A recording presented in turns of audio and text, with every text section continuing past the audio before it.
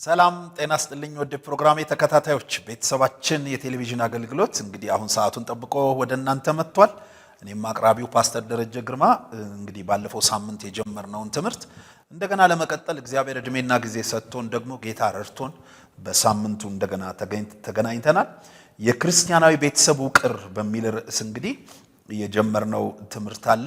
እንግዲህ ቤተሰባችንን ስናዋቅር እንደ ክርስቲያን ሊሆን እንደሚገባው መንፈሳዊ ነገር ከቤተሰባችን ህይወት ውስጥ መዘንጋት እንደሌለበት እንደውም መንፈሳዊ ነገራችን ዋናው ነገር እንደሆነ ይሄን በጣም ልናስብበት ልንጠነቀቅ ልንሰራበት እንደሚገባ ተነጋግረናል። እንግዲህ ቤተሰብ ሲዋቀር ቤተሰብ መጀመሪያ ስለ ኢኮኖሚው ያስባል፣ ስለ ማህበራዊ ጉዳዩ ያስባል፣ ስለሚወልዳቸው ልጆች፣ ስለ ቤተሰቡ ብዛት፣ ለቤተሰቡ ስለሚያስፈልገው የኢኮኖሚ አክሰስ፣ ለልጆቹ ስለሚያስፈልገው ዕውቀት የመሳሰለው እንግዲህ እንደ እናት እንደ አባት ያስባሉ። ግን ደግሞ በብዙ ቤተሰብ ውስጥ ደግሞ ዋናው ነገር መንፈሳዊ ነገር እንደሆነ የእግዚአብሔርን ቃል ማስተማር እንደሆነ ሳይዘነጉ ጎን ለጎን ይሄንን የሚሰሩ ቤተሰቦች አሉ። ግን ደግሞ መንፈሳዊ ነገሩን እርሰት የሚያደርጉ አይምሯቸውን ማህበራዊ ነገር ወስዶት አይምሯቸው ኢኮኖሚያዊ ነገር ወስዶት ሌሎች ነገሮች ላይ ተፍ ሲሉ መንፈሳዊ ነገር ሲረሱ በተለይ ከልጆች አንፃር በተለይ ተተኪ ከማፍራት አኳያ ትልቅ ክፍተት እንደሚፈጠር በተለይ ባለፈው ሳምንት ሰፊ ሐሳብ በዚህ ላይ አንስተን ተነጋግረናል። በክፍል 1 ብዙዎቻችሁ ደውላችሁልኛል። ብዙዎቻችሁ በየቤታችን የሚያሳስበንን ነገር ነው ያነሳው ብላችሁኛል። ብዙ አገልጋዮችም ደውላችሁ ይሄ በጣም ሊያሳስበን የሚገባ በጣም ሞጋች የሆነ መልእክት ነው ብላችሁኛል። በእርግጥ መልእክቱ ይሞግታል፣ ሁላችንንም ይሞግተናል። ግን ደግሞ ቢሞግተንም ደግሞ ግድ ነው ለልጆቻችን መንፈሳዊ ነገር ማሰብ አለብን። መቼም ይነስም ይብዛም በእኛ እድሜ ያለን አሁን በጌታ ቤት የምናገለግል አሁን በጌታ ቤት የምንመላለስ ከነድካማችን ቆመናል። ግን ልጆቻችን ቢያንስ የኛን ያክል እንኳን ከነድካማቸው እንኳን ልክ እኛ ከነድካማችን እንደምንመላለሰው የኛን ያክል እንኳን የእግዚአብሔር ቤት የመመላለስ ወደፊት ካደጉ ትልቅ ሰው ከሆኑ በኋላ እንደዛ እንኳን ለመመላለስ የሚያስችል ዘር ዘርተንባቸዋል ወይ? በርግጥ የጌታን ነገር ኮንሰርናቸው ነው ወይ? በርግጥ መጽሐፍ ቅዱስ ያነባሉ ወይ? በርግጥ ለእግዚአብሔር ቃል ትኩረት ይሰጣሉ ወይ? ይሄ ያሳስበኛል። ምክንያቱም በ24 ሰዓት ውስጥ ልጆቻችን ከሚያከናውኑ ትምህርት ይማራሉ፣ ያጠናሉ፣ ከጓደኞቻቸው ጋር ይገናኛሉ፣ ከቤተሰብ ጋር አብረው ከሞላ ጎደል ጊዜ ያሳልፋሉ። ግን ለእግዚአብሔር ቃል ጊዜ ይሰጣሉ ወይ? መንፈሳዊ ነገር ላይ ትኩረት አላቸው ወይ? መንፈሳዊ ነገር ያውቃሉ ወይ? ስለ ደህንነታቸው ያውቃሉ ወይ? በርግጥ በክርስቶስ ስላገኙት ደህንነት ስላገኙት የዘላለም ዋስትና ያውቃሉ ወይ ስንል ስጋት አለኝ በበኩሌ። ከዚህ አንፃር ነው እንግዲህ እግዚአብሔር የሰጠኝን ይሄንን መልእክት እያካፈልኳችሁ ያለሁት። ለልጆቻችን ብቻ ሳይሆን ለወላጆችም እናትም አባትም የጌታን ነገር ኮንሰርናችን ሊሆን ይገባል። ከማንኛውም በቤተሰባችን ውስጥ ከምንኖረው ኑሮ ከምናደርጋቸው መንፈሳዊና ማህበራዊ ኢኮኖሚያዊ ጉዳዮች በጣም ሊያሳስበን የሚገባው መንፈሳዊ ጉዳያችን ነው፣ የዘላለም ጉዳያችን ነው። ምክንያቱም የሰው እድሜ ግፋቢል 80 ነው። ከ80 ዓመቱ ይልቅ የዘላለሙ ነው ሊያሳስበን የሚገባው።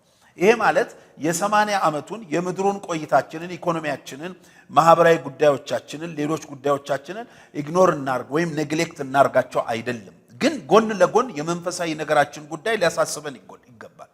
ጎን ለጎን የዘላለማችን ጉዳይ ሊያሳስበን ይገባል። ምክንያቱም ከሞትን በኋላ በዘላለም እቅፉ እንደምንኖር የዘላለም ህይወት እንዳገኘን ምናምን ሰዎች ነን። ስለዚህ ይሄን እምነት ልጆቻችንም ላይ ማጋባት አለብን። ይሄንን እምነት ሁሉ ጊዜ እኛም ልናሰላስለው ልናዳብረው ሁሉ ጊዜ በጌታ ፊት ልንመላለስ ይገባል። መቼ እንደምንሄድ አናውቅም። ስለዚህ ሁሉ ጊዜ በዝግጅት ልንወጣ ልንገባ ይገባናል ማለት ነው። ከዚህ አኳያ በተለይ ባለፈው ሳምንት እግዚአብሔርን በማንነቱ ልክ እኛም ልጆቻችንም በጋራ ልናከብረው ይገባል በሚል እግዚአብሔር እረኛችን ነው፣ እንደዚሁም ደግሞ እርሱ ንጉሳችን ነው ብለን በተለይ ስለ እግዚአብሔር እረኝነትና ስለ እግዚአብሔር ንጉስነት በጣም በሰፊው አይተናል። እንደገና እሱ ጠባቂያችን ነው ብለንም ያየንበት ሁኔታ አለ ማለት ነው። ሌላው እርሱ የሚያስፈልገንን ሁሉ ሰጫችን ነው። ወገኖቼ የሚያስፈልገንን ሁሉ የሚሰጠን እግዚአብሔር ነው። ብዙ ጊዜ በተለይ ከገንዘብና ከሀብት ጋር በተያያዘ ብዙዎቻችን በጣም የምንስተው ከታች ስንነሳና እግዚአብሔር ረድቶን ገንዘብ ስናገኝ ሁሉ ነገር እንደልባችን ሲሆን በረሃባችን በችግራችን ጊዜ የነበረን ስፒሪቹዋል ኮሚትመንት ይቀንሳል። እኔ ራሴ ነኝ የማኖረው፣ እኔ ራሴን በራሴ ነው የምወጣው የምገባው፣ ለኔ ማንም አያስፈልገኝም ወደሚል መንፈስ አንዳንዶቹ ይገባሉ። ይሄ በጣም አደገኛ ነገር ነው ወገኖች። ምክንያቱም በገንዘቤ የፈለኩት ቦታ ሊሄድ ይችል ይሆናል፣ በገንዘቤ የፈለኩትን ነገር ልለብስ ይችል ይሆናል፣ በገንዘቤ የፈለኩትን ነገር ልበላ ይችል ይሆናል፣ በገንዘቤ ግን ራሴ ማኖር አልችልም። ልክ ነው። እነዚህ አሁን ያልኳችሁ ነገሮች የሚያኖሩ ሊመስሉን ይችሉ ይሆናል። ለምሳሌ ተኝቼ ስነሳ በጌታ እርዳታ ነው።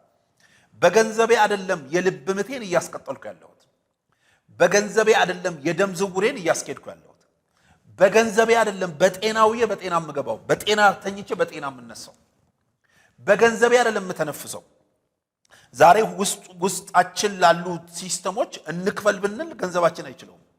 በገንዘቤ አይደለም ጉበቴን ማሰራው፣ በገንዘቤ አይደለም ጨጓራዬን ማሰራው፣ በገንዘቤ አይደለም። እያንዳንዱ ውስብስብ የሆኑ የሰውነት ክፍሎቼ እውነቴን ነው የምላችሁ፣ በጣም ይገርመኛል። በእውነት ሰው በእግዚአብሔር ቸርነት እንደሚኖር በጣም ያወቅከው መች ነው ብትሉኝ፣ እኔ ጌታን ካወቅኩ በኋላ አይደለም። በጣም ያወቅኩት ሕክምና ትምህርት ቤት አናቶሚ ኤንድ ፊዚዮሎጂ የሚባል ትምህርት ስማር የሰውን የአካል ውስብስብ ተፈጥሮ ሳይንሱ የሚያስተምረውን ስማር ይሄንን ሁሉ አካል አንድ የፈጠረ ኃይል አለ እንጂ እንዴት እንዲሁ ይመጣል? ልቤ እንዴት እድሜ ልክ ትመታለች? ወይ ጀነሬተር የላት ወይ ፓወር አልተቀጠለላት እንዴ? ማን ነው ውስጣችንን የሚያዘዋውረው? ማን ነው የምግብ አፈጫጭ ፕሮሰስን እንትን የሚለው? ማን ነው ቆሻሻን ከውስጣችን የሚያስወግደው? ማን ነው መርዛማ ነገሮችን በጉበት አማካኝነት ከሰውነታችን ተጣርቶ እንዲወጣ ይሄን ሲስተም የዘረጋው ማን ነው? ስለዚህ ወገኔ ገንዘብህ የሆነ ነገር መኪና መንዳት ሲያስፈልግ ልትነዳበት ትችላለህ። ያማረህን ነገር ልትበላበት ትችላለህ። ስትበላ ግን የውስጡን ፕሮሰስ የሚቆጣጠረው እግዚአብሔር ነው። ስለዚህ እግዚአብሔር የሚያስፈልገንን ሁሉ ሰጪያችን ነው። የሚያስፈልገንን ነው ፕሮቫይድ የሚያደርግልን እግዚአብሔር ነው። እዚህ መክብብ 5:19 ላይ እንዲህ ይላል፣ እግዚአብሔር ለሰው ሁሉ ባለጠግነትንና ሀብትን መስጠቱ ከእርሷም ይበላና እድል ፈንታውን ይወስድ ዘንድ በድካሙም ደስ ይለው ዘንድ ማሰልጠኑ ይህ የእግዚአብሔር ስጦታ ነው ይላል። እንድንሰራ አቅም የሰጠን እግዚአብሔር ነው። ገንዘብ እንድናገኝ አቅም የሰጠን እግዚአብሔር ነው። ልጆቻችን አሁን ባለው ሁኔታ እንዲኖሩ ያደረጋቸው እግዚአብሔር ነው። እስቲ ለአንድ አፍታ አስቡ፣ ወጣ በሉና አስቡ። አሁን እናንተ ከምትኖሩበት ውጪ፣ እናንተ ከምትኖሩበት ደረጃ በታች የሚኖሩ ሰዎች አሉ። ከነሱ በጣም ጻድቅ ስለሆነን አይደለም ጥሩ ቤት እየኖርን ያለ ነው። ከነሱ በጣም ጻድቅ ስለሆነን አይደለም መልካም ነገር እየበላን እየለበስን ያለ ነው። እስቲ አለኝ የምትሉ ሰዎች፣ ምናልባትም እንደው የተሻለ ኑሮ አላቸው የምትባሉ በሰፈር የምትጠቀሱ ሰዎች፣ እስቲ ደግሞ ከናንተ በታች የሆኑ ሰዎችን ምናልባትም ላስቲክ ቤት ውስጥ ጎዳና ላይ የሚያድሩ እሱም የሌላቸው በቀን አንዴ ለመብላት እድል የሌላቸው ተርበው የሚውሉ የሚያድሩን ደግሞ ተመልከቱ። እስቲ የሁለታችሁን ስነ ምግባር አወዳድሩ። ምናልባት እኮ እነሱ እናንተ ካላችሁበት በተሻለ በጽድቅ የሚመላለሱ ሰዎች ሊሆኑ ይችላሉ ወገኖቼ። እኛ ሁሉን ነገር አሟልቶ ያኖረን እግዚአብሔር በጣም ጻድቅ ስለሆነን አይደለም። የእግዚአብሔር ቸርነት ነው፣ የእግዚአብሔር ምሕረት ነው፣ የእግዚአብሔር ይቅርታ ነው። እንዴት ነው ይህንን እግዚአብሔር አለማሰብ የምችለው? እስትንፋስ የሰጠኝ እግዚአብሔር፣ ጤና የሰጠኝ እግዚአብሔር፣ በሰላም እንድገባ ያደረገኝ እግዚአብሔር።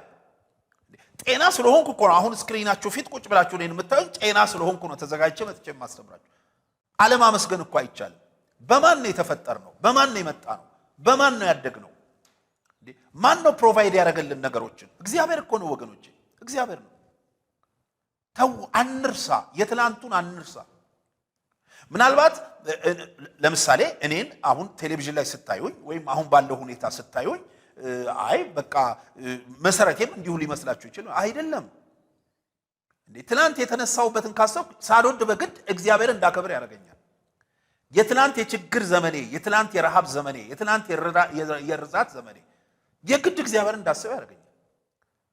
የዘላለም ሕይወት አለን በክርስቶስ ኢየሱስ እኮ ብለን አፋችንን ሞልተን እኮ ስናወራ እኛ ከሰራነው ከጽድቅ ስራ የተነሳ አይደለም። እግዚአብሔር ልጁን ወክሎ ነው ስለኔ ኃጢአት ዋጋ የከፈለው። እንዴት ነው ይሄንን እግዚአብሔር አለማሰብ የሚቻለው? እንዴት ነው ለዚህ ለእግዚአብሔር ዕውቅና ለመስጠት የሚቻለው? ማ በሰራው አካል ነው የምትንቀሳቀሰው? ማን በሰራልህ አይን ነው የምታየው? ማ በሰራልህ ጆሮ ነው? ማ በሰራልህ እግር ነው የምትሄደው? ማ በሰጠህ ጤና ነው ሰርተህ የምትገባው? ስለዚህ ወገኖቼ ቤተሰባችን በዓለማችን ውስጥ የእግዚአብሔር ነገር ከፍ ማለት አለበት። ከተወራ በጣም መወራት ያለበት የእግዚአብሔር ነገር ነው። ከተወያየን በጣም መወያየት ያለብን ስለ እግዚአብሔር ነው። እውቅና ከሰጠን በጣም እውቅና መስጠት ያለብን ለእግዚአብሔር ነው።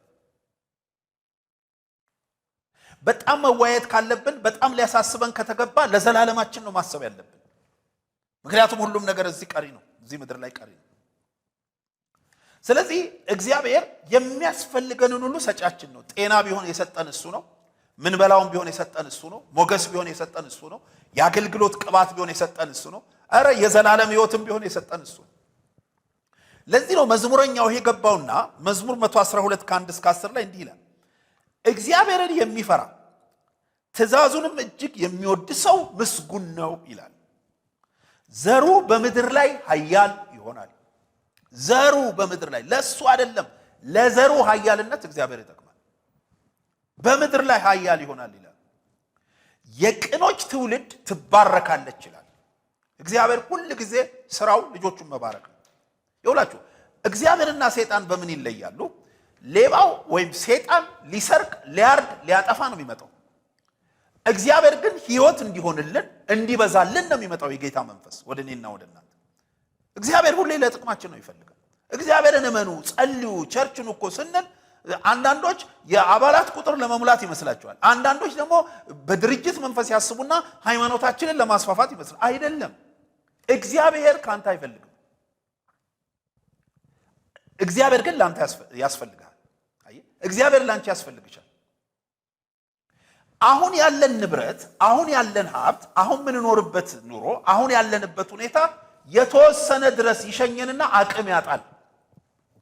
ለዚህ እኮ ነው አንዳንዶች እኮ አሟቸው በሀገር ውስጥም በውጭም በጣም ብዙ ቦታ ሄደው ታክመው አይተርፉም። አንዳንዶች እኮ የሆነ ነገር የሆኑና ምናልባት የተመኩባቸው ወዳጆቻቸው የተወሰነ ድረስ ይሄዱና ይመለሳሉ። ስታጣ የሚመለሱ ሰዎች አሉ። ጤና ስታጣ የሚመለሱ ሰዎች አሉ። ገንዘብ ስታጣ የሚመለሱ ሰዎች አሉ። እግዚአብሔር ግን እስከ መጨረሻው ይሸኛል። ስትሞት ደግሞ በስጋ ስትሞት ሁሉም ሰው ይመለሳል ተስፋ ቆርጦ። በቃ 12 ምናምን ይባልና ሁሉም ይደመድማል። ከዛ በኋላ ግን ነፍስህን እግዚአብሔር ነው የሚረከበው። አየህ፣ እግዚአብሔር እስከ መጨረሻው ነው የሚሸኘው። እግዚአብሔር ዘላለማችን ድረስ ነው የሚሸኘው። ስለዚህ እግዚአብሔር የሁሉ ነገር ሰጫችን እንደሆነ ማወቅ አለብን። በቤተሰባችን ውስጥ ይሄ መወራት አለበት። የቅኖች ትውልድ ትባረካለች፣ ክብርና ባለጠግነት በቤቱ ነው ይላል። እግዚአብሔርን የሚፈራ ሰው በጣም ይገርማል። እግዚአብሔርን የሚፈራ ትእዛዙንም እጅግ የሚወድ እኮ ነው የሚለው። ክብርና ባለጠግነት በቤቱ ነው፣ ጽድቁም ለዘላለም ይኖራል ይላል። በጣም የሚገርመኝ ቃል ነው ይሄ። ጽድቁም ለዘላለም ይኖራል። ወገኖቼ እግዚአብሔርን እንደ እድር አንቆጥረው።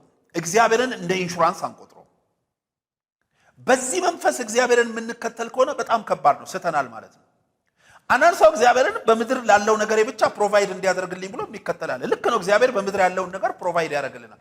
ግን እግዚአብሔር እስከ ዘላለም ነው ከኛ ጋር የሚሆነው። ጽድቁም ለዘላለም ይኖራል ይላል። ስለዚህ ለልጆቻችን ስለ እግዚአብሔር እናውራ።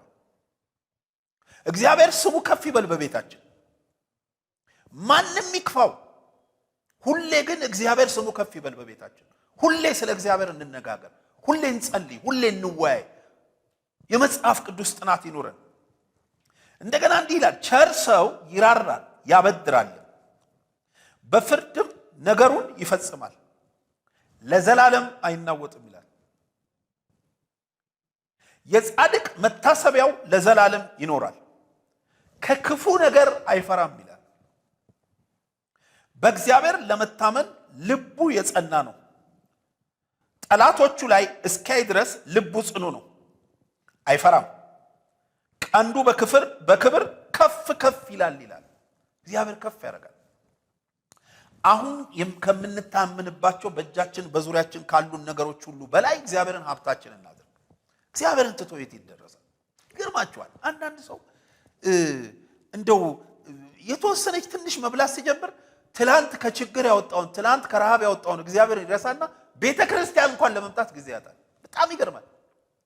ስታጡ ቤተክርስቲያን የምትመላለሱ፣ ስታገኙ ግን የምትቀሩ ምንድነው? እግዚአብሔር ለእናንተ እግዚአብሔር ለእናንተ ቁም ነው። ከበላችሁት በኋላ አትሄዱ። ምን ነው እግዚአብሔር ለእናንተ? ወይኔ እግዚአብሔርን ስታገኝም ስታጣም፣ ሲርብህም ስትጠግብም፣ ስትለብስም ስትታረዝም፣ ሀብት ቢኖርህም ባይኖርህም እግዚአብሔር እኮ ሁሌ የሚመለክ ነው። እግዚአብሔር እኮ ከስትንፋሳችን የቀረበ አምላክ ነው። እንደገና እዚህ ምሳሌ 14 26 27 ላይ እንዲህ ይላል፣ እግዚአብሔርን የሚፈራ ጠንካራ መታመን አለው፣ ለልጆቹም መጠጊያ ይኖራል። ሰው ከሞት ወጥመድ ያመልጥ ዘንድ እግዚአብሔርን መፍራት የሕይወት ምንጭ ነው ይላል። ከነ ልጆቻችን መጠጊያችን እግዚአብሔር፣ የመኖራችን ሚስጥር እግዚአብሔር ነው። ትላንትን ያሳለፈን እግዚአብሔር ነው።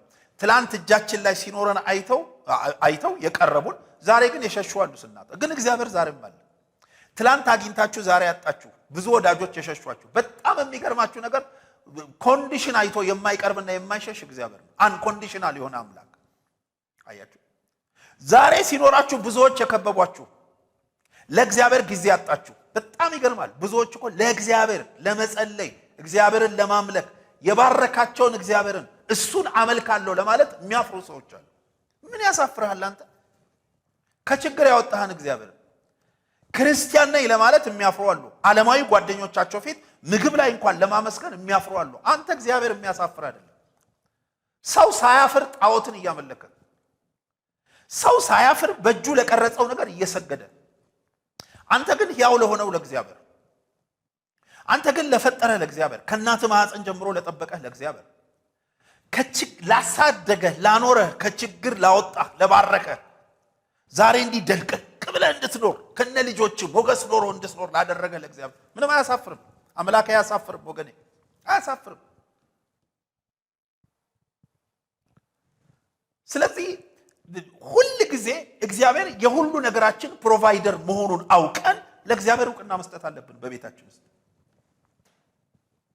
እንደገና ኢሳይያስ 43 ከ20 እስከ 21 እንዲህ ይላል፣ ምስጋናዬን ይናገሩ ዘንድ የፈጠርኩትን ሕዝብ የመረጥኩትን ሕዝቤን አጠጣ ዘንድ በምድረ በዳ በውሃ በበረሃ በወንዞች ሰጥቻለሁና የምድረ በዳ አራዊት ቀበሮዎችና ሰጎኖች ያከብሩኛል ይላል። ስለዚህ እግዚአብሔር ያኖረን ምስጋናውን ለመናገር፣ ለእግዚአብሔር የምንሰጠው ነገር ምስጋና ነው ወገኖቼ። ስለዚህ ወገኖቼ እግዚአብሔር የሁሉ ነገራችን ፕሮቫይደር። አሁን ያለን ሁኔታ ጠቅላላ ካለ እግዚአብሔር አልሆነም። አሁን ላለሁበት ሁኔታ አባቴ አይደለም አስተዋጽኦ ያደረገልኝ፣ እናቴ አይደለችም። በእርግጥ ሰዎች እግዚአብሔር ያስነሳቸው ሰዎች ከጎን የሆነው ሊሆኑ ይችላል። ዋናው ግን እግዚአብሔር ነው። ዋናው እግዚአብሔር ነው። ብዙዎቻችን እኮ ብዙ ጊዜ ከብዙ አይነት የሞት ወጥመድ እግዚአብሔር ያስመልጦናል ወገኖች። ብዙዎቻችን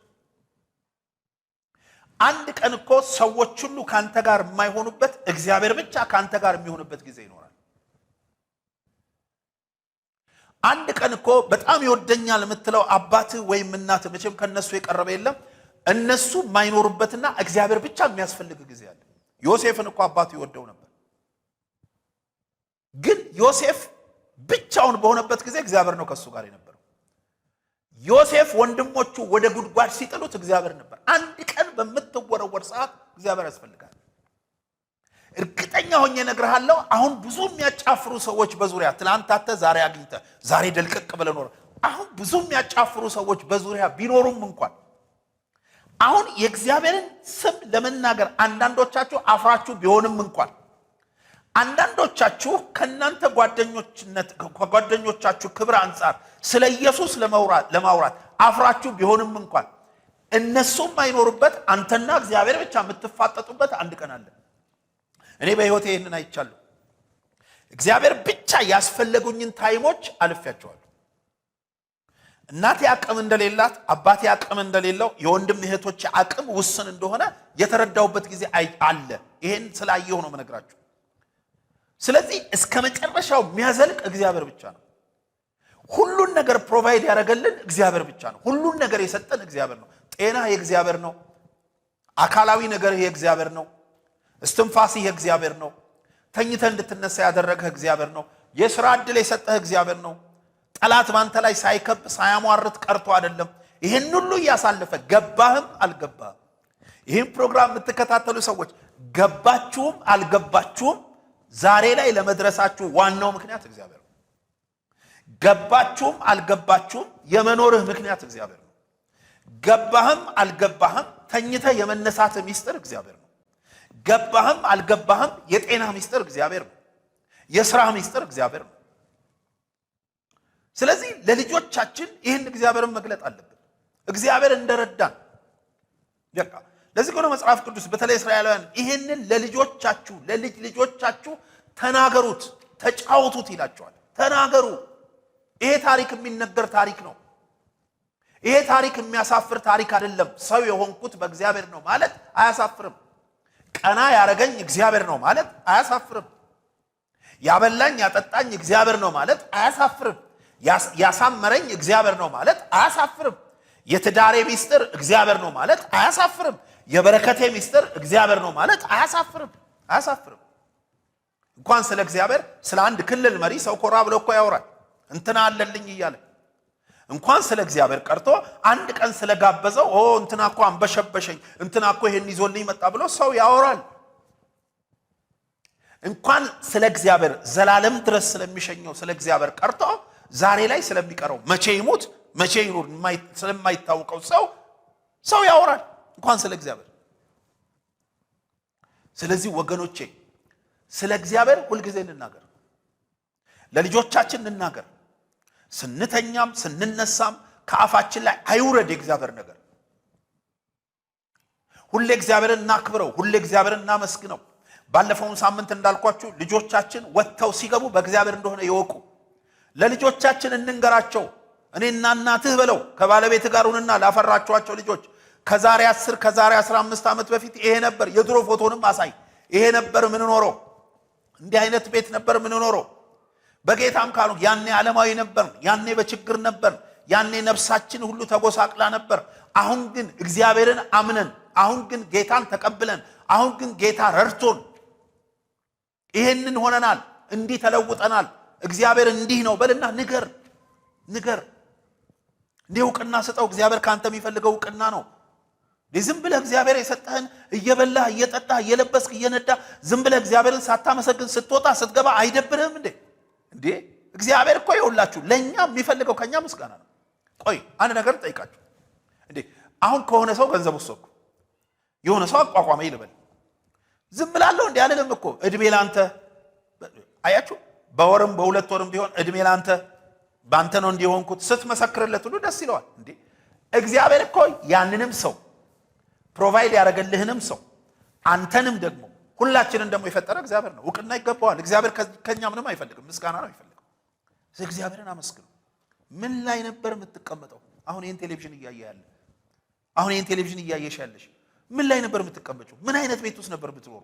ምን ነበር የምትበሉት? ምን ነበር የምትለብሱት? ስንት ልብስ ነበራችሁ ከዓመታት በፊት? ዛሬ እግዚአብሔር ቀነሰባችሁ? አልቀነሰም። ከየት ነው የመጣው? ዕውቀታችሁ ነው። ከእናንተ በላይ ዕውቀት ያለው ሰው እናንተ የምትኖሩት ኑሮ ማይኖራላ። ከየት ነው ያመጣችሁ? አይ ማን ይረዳ? እግዚአብሔር ነው። ማን ያኖረህ? እግዚአብሔር ነው።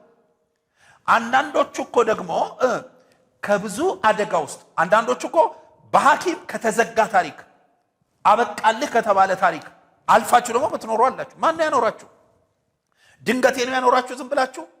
ወይ ዝም ብለ የድል ነገር ሆኖ ነው ያኖራችሁት? አይደለም፣ እግዚአብሔር ነው ያኖራል። እስትንፋስ የሰጠ እግዚአብሔር ነው። በሰላም ወጥተህ እንድትገባ ያደረገ እግዚአብሔር ነው። ስለዚህ ወገኖቼ እግዚአብሔር የሚያስፈልገንን ሁሉ ሰጫችን እንደሆነ ማወቅ አለብን። ሁሉን ነገር ያደረገልን እግዚአብሔር ነው። ስለዚህ ልናመሰግነው ይገባል። ይሄ በተለይ በክርስቲያናዊ የቤተሰብ ውቅር ውስጥ በተለይ አንደኛ ብዬ ከጠቀስኩላችሁ ውስጥ ይሄ ዋናው ነገር ነው። ይሄ ዋናው ነገር ነው። በተለይ እግዚአብሔርን በማንነቱ ልክ ማክበር ብያችሁ እግዚአብሔር አባታችን እንደሆነ ማወቅ፣ እግዚአብሔር ንጉሳችን እንደሆነ ማወቅ፣ እግዚአብሔር እረኛችን እንደሆነ ማወቅ፣ እግዚአብሔር ደግሞ የሁሉ ነገር ሰጫችን እንደሆነ ማወቅ ብዬ በዘረዘርኩላችሁ ነው ይሄን የነገርኳችሁ። ይሄ እንግዲህ በአንደኛው ስር ነው። ሌላው ሁለተኛው በነገር ሁሉ የክብሩንና የመንግስቱን ጉዳይ ማስቀደም። በነገር ሁሉ እዚህ መዝሙር 6:33 ላይ ነገር ግን አስቀድማችሁ ማቴዎስ 6:33 ላይ ነገር ግን አስቀድማችሁ የእግዚአብሔርን መንግስት ጽድቁንም ፈልጉ ሌላው ሁሉ ይጨመርላችኋል ይላል። ማቴዎስ 6:33 አስቀድማችሁ ቅድሚያ ስጡ። ምንድነው ቅድሚያ ያለው በቤታችን? ክርስቲያናዊ ቤተሰብ ነን ነው ምንለው። ምንድነው ቅድሚያ የሚሰጠው? የእግዚአብሔር ቃል ነው? ጸሎት ነው? ምንድነው ቅድሚያ የሚሰጠው?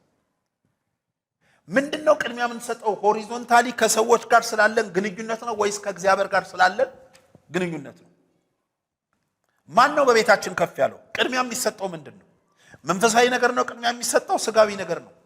የጽድቅ ህይወት ነው ቅድሚያ የምንሰጠው በቤታችን ወይስ ዓለማዊ ህይወት ወይም የኃጢአት ህይወት ነው?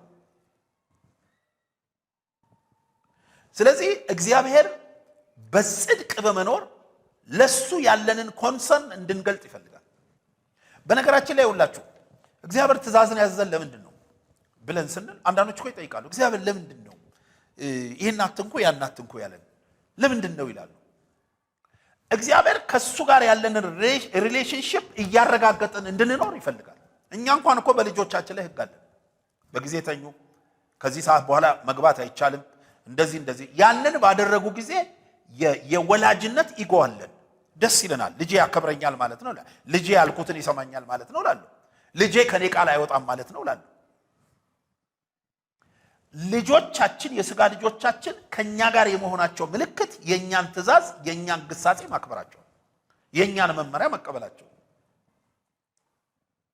ዘፍጥረት 2:16-17 እኮ እግዚአብሔር አምላክም ሰውን እንዲህ ብሎ አዘዘው፣ ከገነት ዛፍ ሁሉ ትበላለህ፣ ነገር ግን መልካምና ክፉን ከምታስታውቀው ዛፍ አትብላ፣ ከእርሷ በበላህ ቀን ሞትን ትሞታለህ ነው ያለው። ሞትን ትሞታለህ አለ። ለምን ነው እግዚአብሔር ይሄንን ያለው? ለምንድን ነው እችን አንዳን ዛፍ እግዚአብሔር ያበቀለው በገነት ውስጥ?